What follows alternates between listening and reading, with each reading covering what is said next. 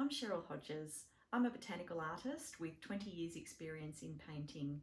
I've won various awards and I've completed many commissions. My works are held in public and private collections around the world.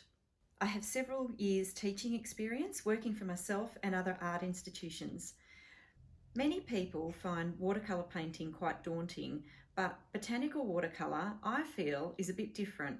We're mostly working in smallish sections, and I'm going to break it down into steps for you to make it easier.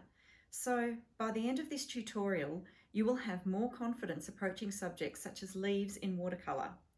We'll start at the very beginning, looking at the equipment required, arranging your specimen, doing a drawing and a tonal sketch. Then comes the fun of applying the paint using different techniques from wet in wet, wet on dry and dry brush.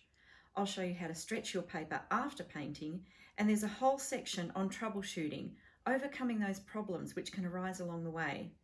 You don't need to have any previous experience.